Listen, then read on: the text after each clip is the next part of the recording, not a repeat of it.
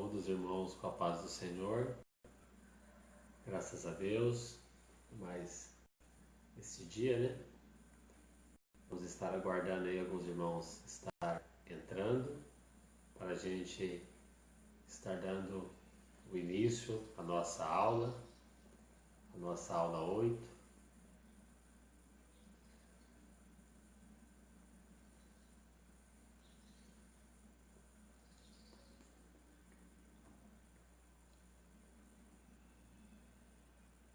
Glória a Deus.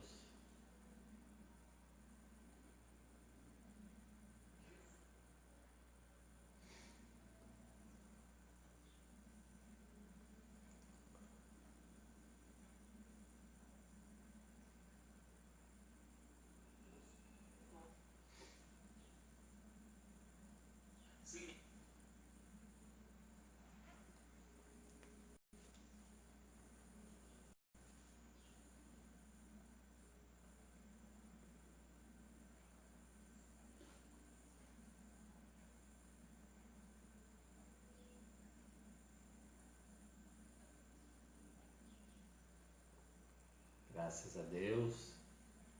Irmãos, estamos só aguardando aqui alguns irmãos, mais irmãos estarem adentrando. Pode ser a irmã Nádia, irmão cooperador Antônio. Deus abençoe. Vamos dar só mais um tempinho, já estaremos iniciando. Bom dia, Deus abençoe.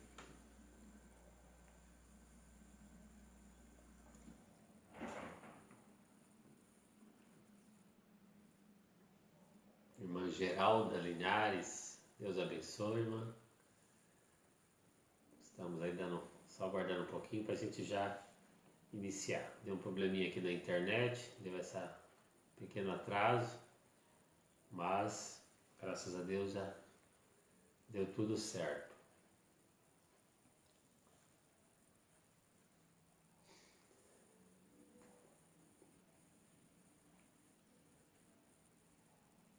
Glória a Deus. Graças a Deus. Saúde os irmãos com a paz do Senhor. Graças a Deus. Estamos aqui nesse dia para aprendermos a lição 8. Lição 8, datada de 24 de maio de 2020, sobre o tema Edificados sobre o fundamento dos apóstolos e profetas. Desde já rogo as orações dos irmãos, que os irmãos continuem orando por nós, pela nossa família, para que Deus possa nos abençoar grandiosamente nesta aula e que nós possamos aprender grandiosamente com a palavra de Deus. A cada dia aprendemos mais na palavra de Deus. Quero aqui fazer a leitura do texto áureo, que diz assim: edificados sobre o fundamento dos apóstolos e dos profetas, de que Jesus Cristo é a principal pedra da esquina. Efésios 2:20, verdade prática, Jesus Cristo é a pedra basilar da igreja, que está edificada por meio dos ensinamentos dos apóstolos e do testemunho dos profetas. Leitura bíblica em classe, Efésios capítulo 2, versículo 20 ao 22, e Mateus capítulo 7, versículo 24 ao 27. Lembrando aos irmãos, como eu já tinha comunicado, que no decorrer da aula eu vou dar uma pausa apenas para falar uma palavra-chave, tá? Então eu vou falar essa palavra-chave, o irmão marca, é uma palavrinha só, o senhor marca. E no término da aula, os irmãos vão pegar o exercício, né? Que no final dessa aula tem 5 questões, questionários, o irmão responde, pode responder numa folha qualquer, tá? Um papel em branco. Aí você coloca lá questão, você pode colocar assim, questão 1, coloca já a resposta, questão 2, a resposta, 3 a resposta, 4 e assim por diante, 5 e a resposta. Tira a foto e manda no zap, no número que eu deixei anotado aí, tá? Quem não sabe, o número do zap é o DDD 13 996 45 93 40, tá? 996 45 93 40. Não tira a foto dos seus exercícios e manda para nós com a palavra-chave, tá?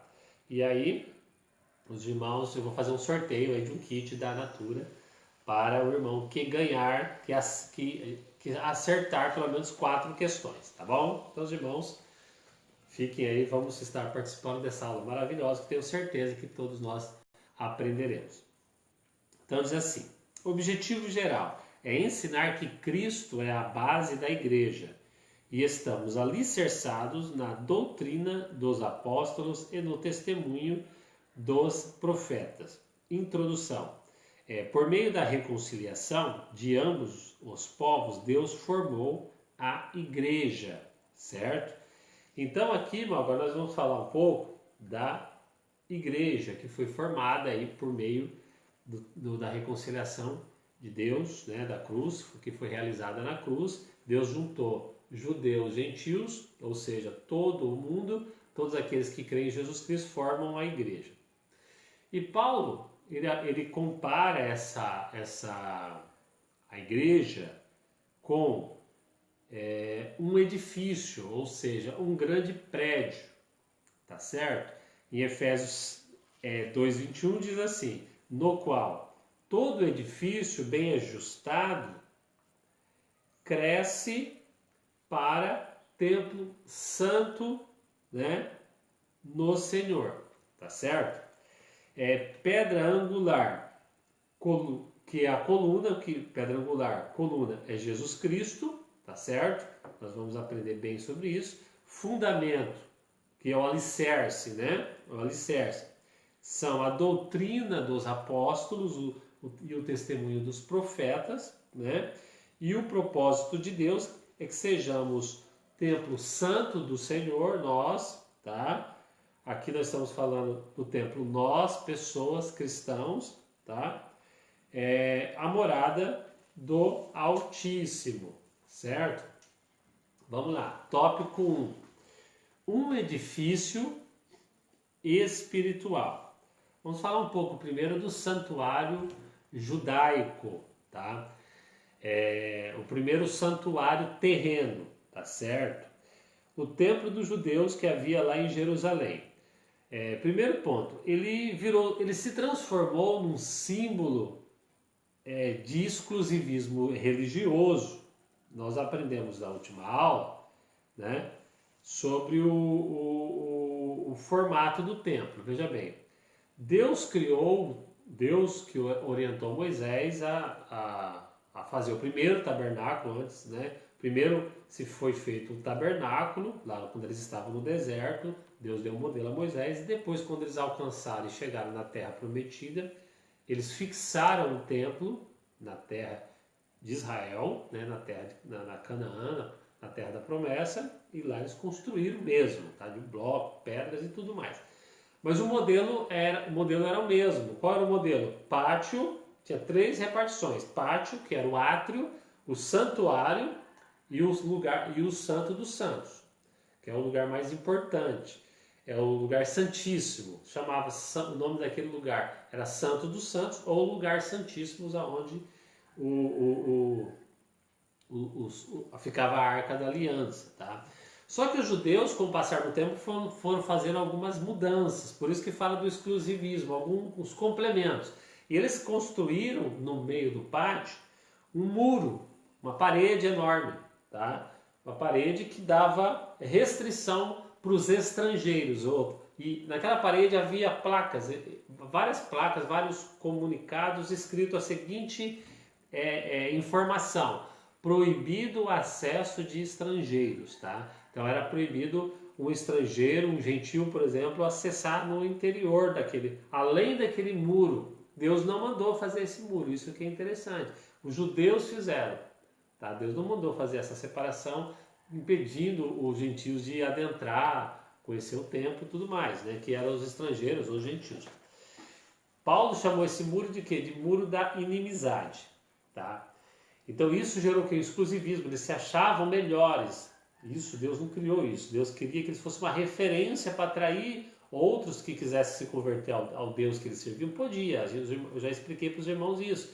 Bastava se circuncidar e ele passava a servir a Deus, mesmo sendo estrangeiro, como Israel, com o mesmo direito, com direito às promessas que Israel tinha e tudo mais, tá? Bom, nós aprendemos que Cristo aboliu as leis cerimoniais quando ele veio à Terra, né? Ele aboliu, desfez a inimizade que havia entre os dois povos. Essa lei cerimonial, que caiu até foi a última pergunta, nós aprendemos em 3 leis, os irmãos lembram.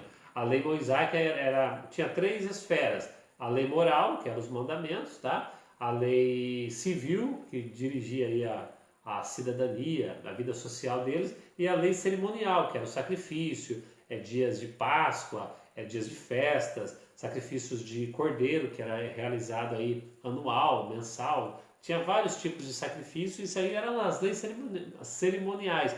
Deus aboliu tudo isso, tá? Acabou, tá? Cristo é o nosso sacrifício, é o cordeiro pascual que foi sacrificado de uma vez por todas, tá? Então, isso aí foi abolido. Então veja bem, o templo judaico, ele perdeu a sua relevância, a sua importância, o templo físico, de concreto, ele perdeu a sua importância e um novo conceito de santuário foi apresentado, tá? O santuário era aquele, quando falava em santuário de Deus, morada de Deus, onde Deus estava, falávamos de um santuário físico, terreno, existe um lugar. Lembra quando Deus disse a Salomão, agora estarão abertos os meus ouvidos, atentos os meus ouvidos e abertos os meus olhos para a oração que se fizer neste lugar. Existe um lugar onde Deus habitava. Embora nós vamos aprender aqui que não é que Deus saiu do céu, desceu do céu, esvaziou o céu e veio habitar aqui. Não é isso. A presença de Deus estava lá, através do seu Espírito. Uma porção de Deus, digamos assim, tá? Estava naquele santuário. Na nova aliança isso muda, irmãos. Tá? Isso muda. Agora, um ponto importante nós entendemos aqui na questão do templo judaico é que ele era dividido em quantas partes? 3 partes. Átrio, santuário e lugar santíssimo. 3 compartimentos, né? Esse número 3 ele tem uma importância para Deus em toda a Bíblia, porque Deus é trino, Pai, Filho e Espírito Santo. No projeto da salvação do homem, o Pai planejou, Jesus Cristo executou, o Espírito Santo é o mantenedor, os 3 participaram, em todos os momentos você vê os 3 participando. O número 3 é muito importante. Um certo professor ele diz que é a assinatura de Deus na criação, o número 3, né? Então nós vemos que o homem também foi feito em 3 partes, né? Ele é formado de 3 elementos, que é corpo, alma e espírito. E assim como na estrutura do templo, as 3 partes pertenciam a Deus, as 3 partes tinham um símbolo importantíssimo para Deus, tá? Não era que o lugar santíssimo era o lugar mais importante e aí o átrio não era sagrado. Os 3 lugares eram sagrados. Assim, o nosso corpo, a estrutura do ser humano. Deus quer que nós sirvamos não só com o nosso espírito, embora o espírito é o lugar central. O espírito, quando a Bíblia fala buscar Deus de todo o coração, está falando do espírito. Nós adoramos a Deus em espírito, mas nem por isso ele despreza a alma, que é a nossa mente, a nossa psique, a nossa emoção, e despreza o corpo. O corpo pode ser de qualquer jeito, vamos aprender isso. Então, o ser humano é composto de 3 elementos, e agora, a partir de agora, nós vamos aprender que o templo judaico perde a relevância e um novo santuário, Deus tem o interesse de habitar nele, tá? Que é o ser humano. Então, subtópico 2, os santuários cristãos. Os cristãos são comparados a um prédio, um grande prédio, tá? Onde nesse prédio, nesse edifício, Deus habita. Deus passa a habitar nesse edifício. Tá certo? Desse grande edifício. Formado de quê? De pedras, de blocos, de concreto? Não. Segundo Pedro, ele fala que nós somos pedras vivas. Esse edifício, a igreja, é formado de pessoas vivas que foram ressuscitadas, cujo o Espírito Santo regenerou, que forma esse grande edifício, a igreja. E é nesse edifício que Deus habita. Não habita mais em um templo feito de concreto, tá certo? Salomão ele diz o seguinte, ó, Salomão já na antiga aliança, irmão, ele reconheceu que o templo de Jerusalém, lá no Antigo Testamento, não podia conter Deus. Já na antiga aliança, embora a presença de Deus estava lá. Porque às vezes o ser humano tem esse negócio, Deus mora lá, Deus está lá. Perdão. 1 Reis 8:27 diz o seguinte: mas na verdade, será que Deus habitaria aqui na terra? Porque eis que os céus e até os céus dos céus não poderia contê-lo. Não podia conter a Deus. Quanto menos esta casa que eu tenho edificado. Você está vendo? Se nem um templo aqui podia conter Deus, né?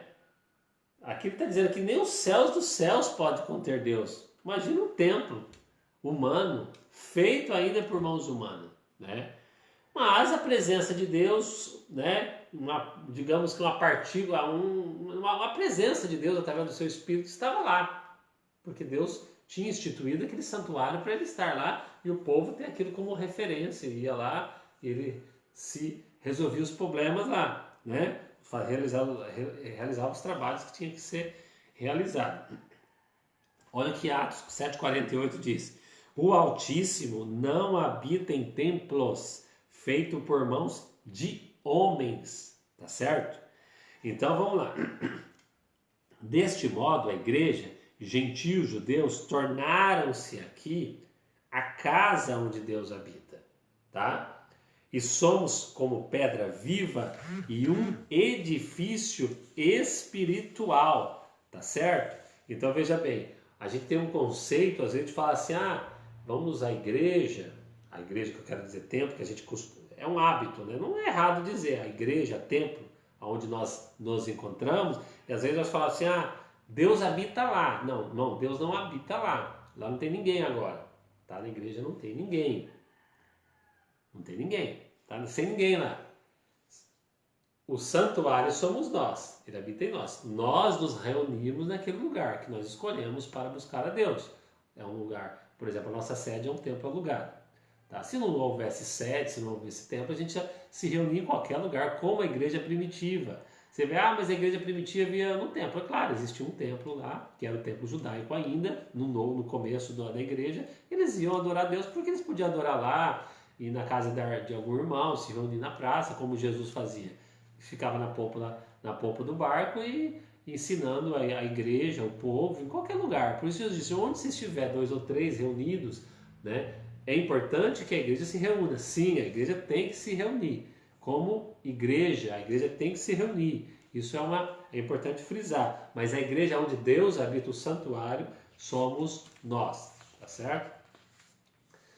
Vamos lá. 1 Pedro 2,25 diz o seguinte, vós também, como pedras vivas, sois edificados casa espiritual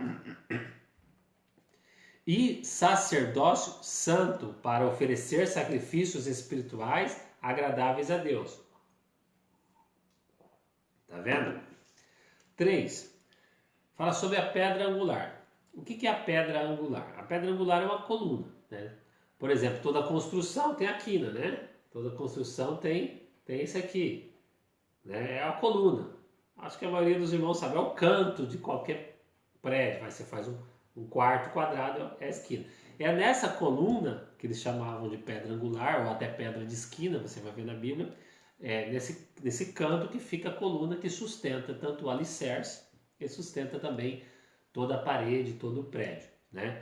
A coluna sendo bem feita, o prédio, a construção, ela está sustentada, tá bom? Então a pedra angular sustenta o alicerce, que é o fundamento, e também dá sustentação a toda a casa, tá bom? Em algumas escavações que foram feitas, encontraram um monólito, O que é um monólito? É uma pedra de grande extensão, de grandes proporções, tinha 12 metros de comprimento e certamente esses esses escavadores, eles entenderam que aquela pedra pertencia ao templo, porque foi no local onde o templo de Jerusalém foi derrubado, né? Os irmãos conhecem a história, quando Jesus falou que não ficaria pedra sobre pedra, nas escavações encontraram essa enorme pedra de 12 metros de comprimento que eles entenderam ser um monólito, ou seja, uma pedra angular, uma das pedras que sustentavam o templo, tá certo? Isso é a pedra angular, ou a pedra de esquinas e tal, e tudo mais. Subtópico 4. Cristo é essa pedra principal. Tá? Ele é a coluna, não da igreja templo, tá? Onde nós nos reunimos, mas da igreja corpo vivo. Imagina os irmãos, quando a igreja inicia, se não tivesse uma estrutura, Deus vem nós fomos ressuscitados, nascemos de novo. Quem que pode sustentar um ser humano, irmão? Porque embora pecador do jeito que nós e a Bíblia diz, Pedro disse, ainda somos pecadores, lógico, e não na modalidade, da mesma forma como pecávamos quando estávamos no mundo, mas nós ainda pecamos. Se não é algo nos sustentar, nos orientar, isso ia à ruína, né? Isso ia à ruína. O que nos sustenta firme no dia que aceitamos a Jesus, até a volta de Jesus em pé, cheio do Espírito Santo, isso tem que ter, essa estrutura tem que ser muito forte. E a Bíblia diz que a coluna a pedra principal não é Pedro, não é Tiago, não é João, não é ninguém. É Cristo. Só Cristo podia dar sustentação a essa igreja, né? Para começar de uma forma e terminar melhor. Porque os irmãos sabem que nós começamos bem cru. Deus nos pega pecador, nos lava, e Ele vai trabalhando nós, nos aperfeiçoando até que nós vamos chegar a ser... Paulo ele explica que é um edifício que está sendo construído até que está terminado. Tá? Quando ele estiver completo, aí tem a inauguração. O que sustenta? A pedra principal, a coluna, que é Cristo. O próprio Jesus afirmou que ele é a pedra principal, ela é essa coluna. Marcos 12:10 diz assim, ó, vocês nunca leram essa passagem das Escrituras? A pedra que os construtores rejeitaram tornou-se a pedra angular. O que quer dizer isso? Irmão, essa obra começou lá atrás, em Abraão. Esse edifício. E os judeus, que eram os obreiros, os operários, os construtores, vieram construindo no reino de Deus, eles vieram trabalhando, preparando, e aí está sendo construído desde lá essa grande obra que é a igreja, que primeiro começou Israel, agora Deus juntou Israel com os gentios, se tornou a igreja. Só que os judeus, por exemplo, eles usaram a pedra Isaías, usaram os profetas, todos eles foram, isso aqui é importante para formar a nossa obra. Né? Então, se você vê, eles creem em Malaquias, eles creem em Isaías, em Joel, eles creem, todos os profetas foram importantes para os judeus. Mas quando chegou Jesus Cristo, a pedra principal, eles falam, não, isso aqui eu não quero, isso aqui não vai servir para a nossa obra, rejeita. Quem entregou, quem mandou matar, Jesus não foi o Império Romano, o Império Romano apenas executou, mas quem matou, quem destruiu, quem matou Jesus, né? Foi os judeus, foi eles que mataram Jesus, eles que mandaram, né? Caluniaram, inventaram lá e mataram Jesus. Então eles rejeitaram, por isso está escrito, a pedra que os construtores rejeitaram, ela se tornou a principal, era a pedra principal, eles rejeitaram. Todavia, né? Eles rejeitaram, mas ela foi instalada, ela foi posta na estrutura da igreja. Tá? Então, no Sermão do Monte, Jesus ensinou que o homem prudente construiu sua casa, que seria sua vida, tá? Sobre a rocha. Você pode me perguntar, como que eu construo a minha casa sobre a rocha e não para ler? É só você observar a palavra de Deus. Tá? Tudo que a palavra de Deus ensina, você pratica. Praticar, execute, viva aquilo dia após dia. Sua casa está alicerçada sobre a rocha. Tá? Ela estará firme. Se eu não observar a palavra de Deus, se eu nem ler a palavra de Deus, nem estudar, examinar, como eu vou praticar o que eu não sei? Eu não sei, eu não aprendi. Tá? Então, isso é muito importante. Tópico 2, fundamento, apóstolos e profetas. Tá? O conceito de apóstolos, o significado de apóstolo significa enviado ou mensageiro. Tá? Esse título de apóstolo a gente só vê com os 12 discípulos de Jesus, tá? Foi o que Jesus mesmo chamou, designou ele, deu esse título aos 12 discípulos e depois também ao próprio apóstolo Paulo, tá? No abortivo, como ele mesmo diz, ele também alcançou essa honra de ter esse nome, esse título de apóstolo, tá? Então, aos apóstolos foi confiado o ministério da palavra com o compromisso de instruir a igreja. Então, quando você vê o Novo Testamento, você vê os evangelhos e depois você vê os discípulos escrevendo as cartas, Pedro escreveu cartas, essas aqui são instruções. Isso é o fundamento que aqui diz que a igreja, como diz o texto áureo, que foi Jesus Cristo é a pedra basilar, a principal, e a igreja está edificada por meio da, lógico, a pedra, e também por meio dos ensinamentos dos apóstolos e o testemunho dos profetas, tá? Então os ensinos estão aqui. Encerrou-se, aqui está o Novo Testamento também fechado, Antigo e Novo Testamento. E isto é o fundamento da igreja, tá? Então vamos lá. 2. O fundamento da igreja não é, quando a gente fala fundamento dos apóstolos, não é que fundamento ou doutrina não é que é dos apóstolos, tá? O fundamento da igreja não são os apóstolos, a pessoa dele, mas a doutrina que eles ensinavam. Ou seja, que doutrina que eles ensinavam? A doutrina que eles tinham aprendido com Cristo. Eles só repassavam aquilo que Cristo já tinha ensinado. Eles repassavam a Escritura. É isso que é o nosso fundamento, tá, irmãos? Eles só repetiam. Eles repetiam amar ao próximo, ser grato. Lógico, primeiro de tudo, crer, for batizado, depois diversos ensinamentos sobre a humildade, sobre a necessidade de você estar em oração, em dependência de Cristo. Eu só estou dando um exemplo. O Novo Testamento está cheio de ensino, mas eles repassavam aquilo que Cristo tinha ensinado enquanto eles estiveram com ele. Então isso é um fundamento, eles vivenciaram com ele, tá? Então o ensino, a doutrina, fundamento dos apóstolos são ensinos, ou seja, só é a doutrina que eles repassaram baseado naquilo que o próprio Jesus já tinha ensinado ou alguma revelação direta de Deus, como foi o caso do apóstolo Paulo, que recebeu algumas revelações que foram atestadas confirmadas, né, pelos discípulos, entenderam ser a palavra de Deus, embora revelada diretamente por Deus, eles confirmaram a palavra que Paulo tinha ensinado por revelação, tá bom? Olha o que diz Atos 2,42. E perseveraram na doutrina dos apóstolos, e na comunhão, e no partir do pão, e nas orações. Assim a igreja foi sendo edificada. Você viu a importância? Por que a igreja crescia tanto? De uma vez, num dia, 5.000 almas se juntavam. No outro dia, 3.000 almas. E não parava de crescer. O fundamento, a estrutura que formava essa igreja, é importante a gente entender. Porque eles perseveravam no que os discípulos ensinavam. O que os discípulos ensinavam? A palavra de Deus. Tá? Ele ia ensinando. E a igreja foi não só ouvindo, aprendendo, mas pondo em prática. Nós temos que entender isso. Você pode saber muita coisa da Bíblia, mas se no dia a dia você não pôr em prática, isso não vai ter validade alguma.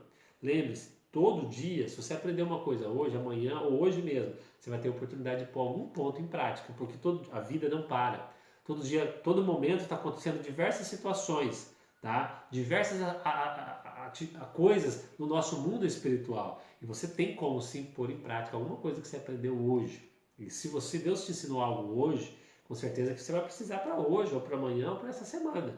Tá? Se você entrou em oração e no exame da palavra de Deus, alguma coisa Deus tem para você. Põe em prática na sua vida, nesse momento, tá certo?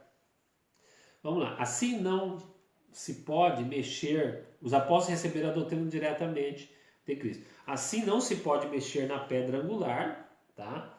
Depois de colocado o alicerce. Lógico, você não se mexe numa coluna, senão não tem que mexer nisso. O que está posto, está posto. O que nós aprendemos é aquilo que Cristo ensinou, não tem que inventar mais nada, tá? E nem mexer no alicerce, tá? Que é o fundamento. Então veja bem, a revelação dos apóstolos, contida no Novo Testamento, nunca poderá ser substituída ou anulada, né, por uma revelação posterior. O que está fechado aqui, irmão, o que está ensinado aqui, amém. Já está encerrado, não tem mais o que eu acrescentar. Uma pessoa teve uma revelação, ou teve um sonho, ou teve uma visão, né? Ou levantou um profeta que está ensinando uma coisa que não está aqui, não bate com a palavra de Deus. Não devemos acreditar, não devemos acreditar. Ah, mas Deus deu um sonho, uma visão. Não, ó, irmão, se bate com a palavra de Deus, amém. É uma confirmação do que está aqui. Mas não podemos, através de uma revelação, uma profecia ou um testemunho, acrescentar e nem tirar nada além do que está aqui, né? Olha o que disse Paulo. Paulo prega a palavra, tá? Pega a palavra. Ele não precisava de outra coisa, irmão. Isso é bonito. Paulo ensinou a Timóteo. Prega a palavra. Você quer ensinar, você quer pregar a igreja, você tem a palavra de Deus, né? Porque às vezes nós vemos assim, às vezes tem algumas igrejas, alguns movimentos evangélicos, cristãos, né? Que parece que eles seguem mais as profecias, as revelações, sonhos, visões, e eles vivem em torno daquilo e pouco eles estudam a palavra, tá? Então, eu falo isso porque muitas coisas são emocionais, muitas coisas são do homem, né? Pode ter Deus nisso tudo, pode também, mas Deus, irmãos, deixou a palavra dele para você estudar e seguir. Então, o que Paulo está dizendo a Timóteo? Timóteo, você não precisa agora de ter uma revelação lá de cima e para você ensinar, oh, Deus está... Não, se você chegar aqui e falar assim, irmãos, Jesus ensinou a ser humilde, né? A humildade aí é boa porque ela faz isso. Deus quer que nós sejamos verdadeiros, né? Deus quer que nós sejamos gratos nas dificuldades. O que devemos fazer? Fazer o que Pedro, por Jesus, já foi instruído, pegar todos os seus problemas, lançar aos pés de Cristo, contar para Ele. Deus quer que nós confiemos nele. O que eu estou fazendo aqui? Eu só dei um exemplo. Estou pregando a palavra. Eu não preciso de falar uma coisa a mais. Ah, Deus está me revelando aqui, estou ouvindo a voz de Deus. Né? Não que eu não creia nisso, que em um momento e outro, irmão, isso pode acontecer. Mas a palavra de Deus ela é riquíssima para você transmitir o que já foi transmitido. Você está entendendo? Os apóstolos faziam isso, eles pregavam aquilo que eles já ouviam Jesus falar, o que estava nas Escrituras. Tá? Timóteo ele pregava o que já estava, porque o Novo Testamento já estava se formando naquela época. Tá certo? Hoje nós temos formado o Novo Testamento. Então nós temos muito para ensinar, para pregar. A palavra de Deus, o que está aqui. Fazendo isso, você já está sendo usado por Deus. Você já está trazendo a revelação do Espírito Santo ao coração das pessoas. Você não precisa de uma outra fonte, tá? Então é isso. Então vamos lá. O testemunho dos profetas. Como que diz aqui no nosso texto? Que diz assim, que somos edificados sobre o fundamento dos apóstolos e dos profetas. Uma pergunta para os irmãos, que profetas são esses? Está se falando dos profetas do Antigo Testamento ou dos profetas do Novo Testamento? Uma pergunta, né? Então veja bem, vamos aprender então, em Efésios 3, 4, 5 nos dá essa resposta. Olha o que diz. Por isso, quando ledes, podeis perceber a minha compreensão do mistério de Cristo. Quem está falando isso é Paulo. O qual nos outros séculos, ou seja, lá atrás, lá na antiga aliança, esses mistérios não havia sido revelado, não foi revelado aos filhos dos homens, a nenhum profeta do Antigo Testamento. Como agora tem sido revelado. Agora quando? Na nova aliança, pelo Espírito Santo aos seus santos apóstolos e profetas. Ou seja, esses profetas que ajudaram na edificação do alicerce, na colocação do fundamento, porque o fundamento é feito, são os ensinos, né, foi colocado através dos ensinos dos apóstolos e do testemunho dos profetas. Esses profetas são os profetas da nova aliança, do tempo de Paulo, de Pedro. Então eles foram uns que também ajudaram a colocar o alicerce. E é sobre esse alicerce que está sustentado sobre a coluna que é Jesus Cristo, que nós ajudamos, todos nós, cooperadores, contribuímos para a edificação da igreja. Quer edificar a igreja? Ore, examine a palavra, compreenda a palavra e transmite a palavra no sentido em que ela foi dita. Tome cuidado com textos isolados, que às vezes você não entendeu o contexto, leia o texto geral e você terá uma compreensão da palavra para não gerar uma confusão, tá? Você precisa da palavra. Então é isso que ele diz. Então, o qual em outro século... Então, já li. Então, profecia. Né? Você diz, mas os profetas que Deus usa, né? Naquele momento existe? É claro que existe. Cremos.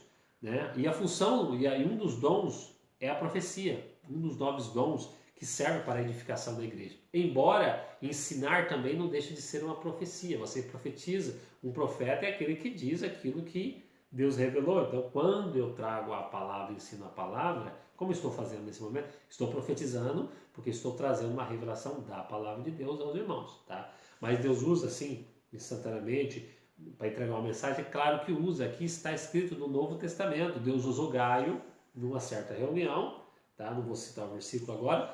Ele usou o profeta para dizer que ia ter uma grande fome, tá? E a igreja se preparou.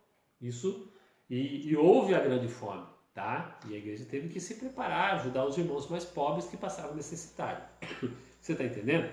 Mas a profecia ela serve para edificar, tá? Exortar e consolar. Essa é a função da profecia. O que é exortar? Estimular, animar, incentivar. Né? Então a gente tem que tomar muito cuidado com as profecias, que desde a antiga aliança existem os falsos profetas. Quando a gente fala falso profeta, era às vezes um profeta, podia ser um profeta, uma pessoa que não tinha nenhum compromisso com Deus, mas às vezes uma pessoa que até tinha, mas em algum momento falava uma mensagem do coração dele, emocional. Deus está mandando dizer isso, isso, aquilo. E não era Deus, era humano. Você está entendendo? Pra você ter uma ideia, o profeta, se não me foge da memória, me perdoe que eu sou meio esquecido, mas acho que é o profeta Gade, se eu não me engano. Pode ser que eu esteja errado. O profeta chegou a Salomão, a Davi, disse: Davi, certamente você será o construtor do templo. Você que vai construir a casa de Deus, o templo em Jerusalém. Ele falou isso e ele creu, porque era um profeta. Davi ficou alegre. Só que depois lá na frente Deus vem, aí é Deus que vem sobre o profeta, fala assim: vai lá e fala para Davi que não é ele que vai construir. Né? Agora sim veio a palavra de Deus. Aí vai, Davi, certamente não é você não. Quem vai construir é seu filho Salomão. Porque no primeiro momento foi dele, do homem, emocional. Ele via que Davi era um homem tão de Deus, fala, não, é você mesmo. Você está entendendo? Então existe isso no nosso meio, nós temos que tomar um cuidado. Às vezes é emocional, às vezes tem a profecia que é diabólica, tem a profecia de Deus e às vezes é do homem. Tá? Então, mas a profecia, geralmente não. De regra, ela edifica, ela só levanta você para cima, ou ela incentiva, dá coragem, aconselha, um aconselhamento, dentro, tem que bater com a palavra de Deus, tem que ter lógica com a palavra, tá? É isso, e ela conforta, ela consola. Tá? Essa é a função da profecia, seja a profecia que Deus está te usando nesse momento, numa necessidade, tá? Ou a profecia quando você está transmitindo, ministrando a palavra, como eu estou fazendo nesse momento, tá certo? Tópico 3. Já estamos chegando aí para passar a palavra-chave dos irmãos, tá bom? Primeiro tópico, diz assim: edifício bem ajustado.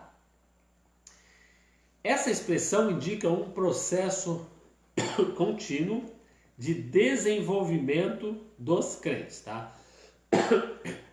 Assim, todas as partes do edifício precisam estar em harmonia. Claro, uma construção mal feita, ficar meio torta, coluna meio, que vai acontecer? Vai cair, tá?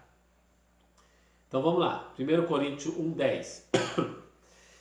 Rogo-vos, irmãos, pelo nome de nosso Senhor Jesus Cristo, que digais uma mesma coisa e que não haja entre vós dissensões, antes sejais unidos em um mesmo pensamento e em um mesmo parecer. Veja bem, o crescimento da igreja depende de estar tudo alinhado. Se tiver dissensão, um fala de um jeito, um vai para um lado, um faz de um jeito. Não, esse edifício aí vai ter problema, não é verdade? Então, na prática, Paulo fala assim: nós pertencemos a uma igreja. Vamos falar da nossa denominação, Então, nós temos um líder, um pastor que tem uma regência pelo Espírito Santo, que tem uma direção. Então, em tudo, irmão, se a direção fala de um jeito, e aí um outro fala, não, é melhor fazer assim, outro é melhor fazer assim, não vai dar certo, vai trazer prejuízos para a igreja, tá? vai trazer problemas. Por isso que Paulo fala, o que é esse ser bem ajustado? Né? Porque aqui diz assim, ó, que a igreja tem que ser edifício bem ajustado. Então vamos lá. Rogo-vos, irmãos, de novo, fale a mesma coisa, não haja dissensões, né? Unidos em um mesmo pensamento, em um mesmo parecer. Dessa forma, a igreja vai crescer. O edifício vai crescer, tá certo? Então, o crescimento da igreja depende de estar tudo ajustado. Ajustado também onde? Tudo em Cristo, tá? Você tem que estar em Cristo, ajustado em Cristo. O resultado de tudo, tá? Esse ajustado em Cristo, como eu já disse, é alinhado com a palavra de Deus. O resultado disso é amadurecimento, aperfeiçoamento, tá? Crescimento, tá certo? O escritor aos Hebreus 5,12, olha o que ele escreveu aos obreiros da sua igreja. O escritor aos Hebreus. Ele disse assim, ó, pelo tempo de cristão que vocês já têm, tempo de crente que vocês já têm, vocês já deveriam ser mestres. Batizado com o Espírito Santo. Alguns irmãos às vezes falam assim, irmãos, está escrito que aquele que tem o Espírito Santo sabe tudo. Ele revela tudo. Aí ele fala, ele não estuda, ele não examina. Irmão, não é isso. Você teve um entendimento errado. Mas o Espírito Santo vai me dar na hora as palavras que eu tenho de... Irmão, quando Jesus falou isso para os discípulos, ele falou assim, ó, quando de repente vocês forem chamados aí pelo tribunal, pelo governador, e vocês forem pegos de surpresa, vocês for, como aconteceu com os discípulos, e vocês, né, for colocado contra a parede, fica tranquilo. Nessa hora, tá? Nessa hora vai ser ministrado ao coração como vocês vão se defender. E assim aconteceu. Agora tem irmão que não estuda, não examina, ele fala que todo dia que ele for ensinar alguém, vai vir na hora. Irmão, isso não tem base na palavra de Deus. Paulo não parava de estudar, irmão. Paulo não parava de examinar. Ele falou, filho, Timóteo, leia e persiste em ler para você ter crescimento e o seu trabalho dar crescimento. Está escrito. É isso que eu falo. A palavra nos ensina isso. Né? Aí, agora, vamos outro exemplo. Paulo na cadeia, velhinho, já tinha encerrado a carreira. Ele chega e manda, acho que Lucas fala assim, ó, manda Marcos vir trazer minha capa, trazer meus livros, trazer meus pergaminhos para mim continuar meu estudo. Porque ainda tenho muito que aprender. Aprendizagem vem de estudo, exame da palavra. Tá? Exame da palavra. A palavra te dá crescimento à medida que você vai buscando entender em oração, em aplicação. Então o escritor aos Hebreus, em capítulo 5, versículo 12, diz assim, vocês já deveriam ser mestres pelo tempo, só que vocês cresceram só no quê? Na graça e no conhecimento. Zero. Isso está escrito, irmão. Cheio do Espírito Santo, os obreiros, os irmãos. Só que pararam no tempo. Não examinaram a palavra, não participavam, não estudavam, não comiam, não praticavam a palavra. O que Paulo falou? Vocês são como criança. Eu preciso ensinar, dar leite para vocês. Tá vendo como que é? Vocês não desenvolveram em nada. E assim hoje existem muitos cristãos.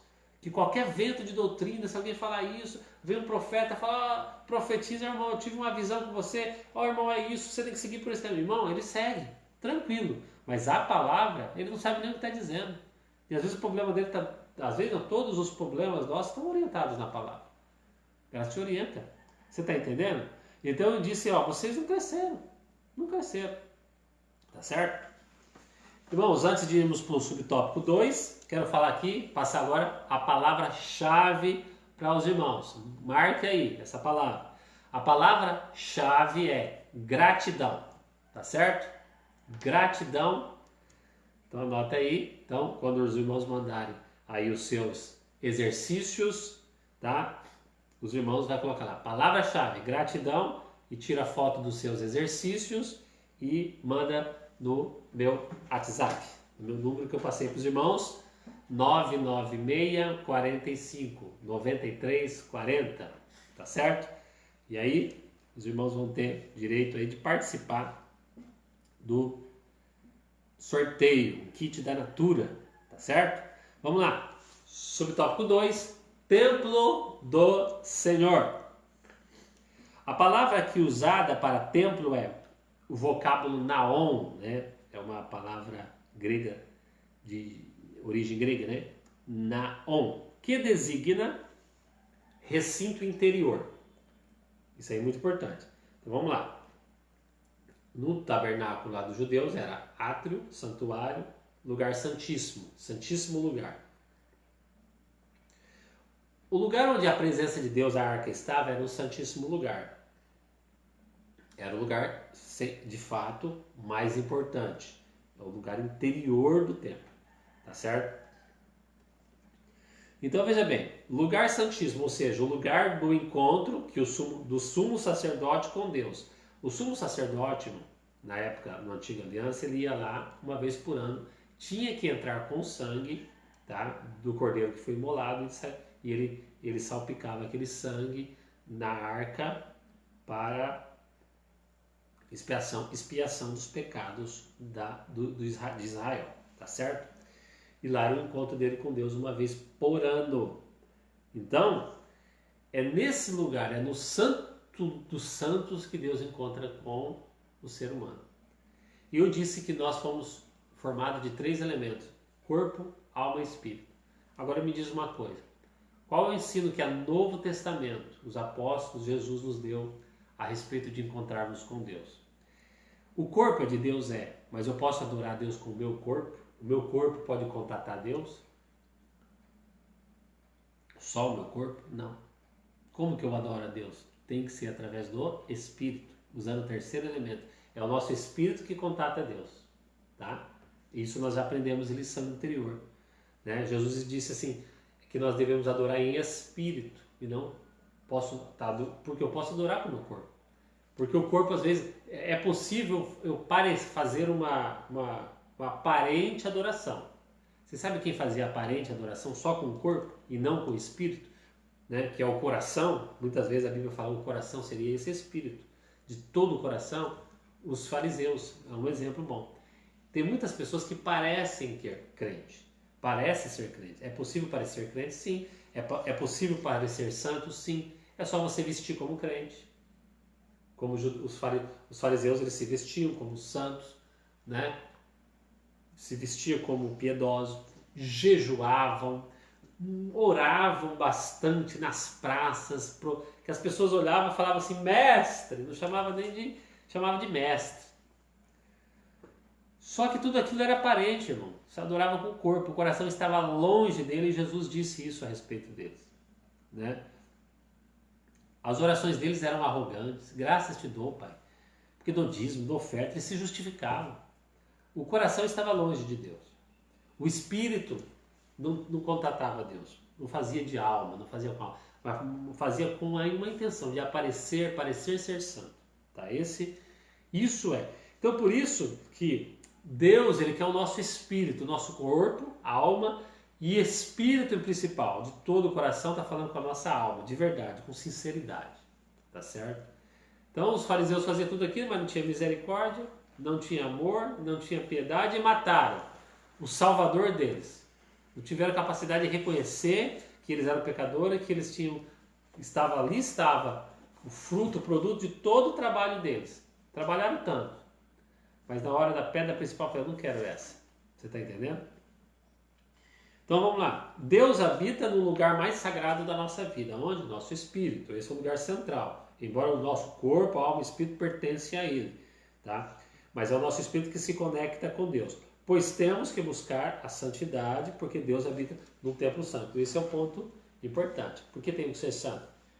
O átrio, o pátio, o santo do santo, santuário, aquele santuário todo, o tabernáculo, ele era um lugar santo. E é por essa razão que eu preciso ser santo. Tá? Somos santos quando reconhecemos nossas falhas, sempre. Se eu reconheço hoje que pequei, que falei, peço perdão, confesso, falo o pecado para Deus. Tá? Confessar é falar, Senhor, eu fiz isso, eu pensei isso, a minha intenção quando eu falei isso foi para me machucar, foi para ferir, mas eu estou arrependido, me perdoe. Vai lá, pede perdão para a pessoa se você pecou contra a pessoa também, mas se foi só contra Deus, a Bíblia diz, o sangue de Jesus te purifica de todo o pecado. Aqui você está sendo santificado. Isso é um processo de santificação. O outro processo o outro processo que é contínuo, tá? É você cada dia deixando aquilo que desagrada a Deus. Nós aprendemos sobre isso. Esse processo é contínuo. De quando em quando Deus vai revelar, você tem esse problema, tá? você é orgulhoso ainda, você não confia em mim, Então são várias, diversas situações. O importante que nós aprendemos é que Deus quer que você seja santo, porque Ele habita em templo santo. Interessante aqui, como eu já disse, Ele quer que você seja. A palavra sede santos, em toda a nossa maneira de viver, mas eu quero dizer, sede, está falando de essência, ser. Quem é. Não é parecer ser. E às vezes muitos de nós parecemos crente, mas não vestimos como crente, não falamos como crente, não assistimos coisas, né, que agrada a Deus. Então nós parece ser crente, mas Deus sonda o nosso coração. E às vezes nós mesmos sabemos. Quem tem que provar nós não é eu não sei da sua vida, você não sabe da minha vida. E às vezes eu não sei nem da minha, porque às vezes Deus revela coisas nossa que cai umas escamas do nosso entendimento. Fala assim, eu tenho que melhorar nisso, eu não sabia que eu era essa pessoa, eu não sabia que eu era orgulhoso, eu não sabia que eu tinha esse problema. E aí é onde Deus mostra para você se humilhar. Durante todo esse tempo você era, mas agora Deus quer que você aprenda, né? Busque ser e não parecer um santo. Porque parecer cristão é muito fácil, muito fácil parecer cristão, tá? Agora Deus quer que você seja esse cristão em toda a sua maneira de viver, tá? Morada do Altíssimo. No Antigo Testamento a expressão morada do Altíssimo fazia alusão ao tabernáculo anterior e depois ao templo israelita. Indica lugar de habitação permanente e de comunhão divina. Indica habita de comunhão divina. Hoje ele habita dentro do novo santuário, do santuário que é a igreja, formado por diversos crentes. Ele habita pelo Espírito Santo. Volto a dizer, não é que Deus esvaziou os céus e agora está habitando em nós, não. Primeiro que quem está habitando em nós é o Espírito Santo, é a terceira pessoa da Trindade. É o Espírito Santo que habita em nós. Deus habita em nós através do Espírito Santo. Tá certo? Então, fica essa aprendizagem para nós e vou já na conclusão. A comparação da igreja como edifício em construção indica que estamos em processo de aperfeiçoamento até que cheguemos à unidade da fé. Graças a Deus chegamos ao término de mais uma lição e quero agradecer a todos os irmãos que têm participado, que têm cooperado, né, participado dessa lição. Tenho certeza que você tem aprendido, né, bastante. E graças a Deus, se os irmãos têm respondido as questões, é porque os irmãos têm lido a lição, que isso que é importante, não só ler, estudar, ir nos versículos, que isso vai te fazer crescer. Tá bom, irmãos? E quero dizer para os irmãos que a gente vai continuar com essa estratégia, com esse trabalho de toda a lição, todo domingo, os irmãos estudem, façam os exercícios, manda que nem os irmãos fizeram, vai ter uma palavra-chave durante a live. Eu vou diminuir um pouco o número de acertos para não ficar tão difícil para os irmãos. A partir da próxima lição, os irmãos mandam 5 exercícios feitos e se os irmãos acertar 3 questões, já tem direito a participar do sorteio. Só que, eu vou ter que fazer uma mudança. A escola dominical tem um fundo, um pequeno fundo que nós fizemos, é bem pequeno, não tem condição de todo domingo, toda aula a gente dá um prêmio, um brinde, né? O brinde está sendo até um pouco relevante, podia ser uma coisa até mais simplesinha, mas está sendo uma coisinha. O que a gente vai fazer? Os irmãos vão entregando, os irmãos na aula que vem faz que nem nessa aula para mandar foto, que nem já tem irmão que já mandaram, já está chegando aqui, tá? Os irmãos já estão encaminhando. Então os irmãos vão mandar foto com a palavra-chave e a gente vai anotando. Quando chegar no final do trimestre, quando eu encerrar a aula, aí eu vou ver os irmãos que mandaram, que acertaram pelo menos 3 questões e que participaram das lives, e aí vão ter direito a receber um prêmio final. Então eu não vou estar dando prêmio semana que vem, mas você participou, então você mandou a foto e tal, e então você vai ter direito a participar. No final da aula, no final da lição, eu vou fazer uma forma de estar sorteando aí um prêmio entre os irmãos, tá certo? Então, Eu vou estar recebendo, agora são 11 horas até meio-dia, tá? Eu vou dar esse prazo para os irmãos tá tirando foto e colocando a palavra-chave. Perdão, eu falei meio-dia, agora é 11 horas, né? 11h05. Até 11h30 os irmãos têm esse prazo, tá? Não é meio-dia. 11h30 os irmãos podem estar mandando a foto aí com a palavra-chave. Depois eu faço sorteio, depois eu vou fazer uma live e vou comunicar aos irmãos quem foi o vencedor. Tá bom, irmãos? Então Deus abençoe a todos os irmãos. Fica o convite para que os irmãos possam estar hoje à noite participando da nossa live do nosso grande culto, participando do culto conosco, né, às 19 horas, onde com certeza Deus terá uma palavra ao seu coração. Desde já agradeço primeiramente a Deus que nos tem dado essa força, essa graça para estar ministrando aos irmãos, e agradeço também ao nosso pastor Douglas, continue orando pelo servo do Senhor, homem que tem entregue a sua vida nesse trabalho, que precisa das nossas orações para que o ministério, para que a obra cresça, precisa de cada um de nós. E uma das coisas que nós podemos fazer, que todos podem fazer, é orar, né? Então, Deus abençoe a todos os irmãos, em nome de Jesus. Amém.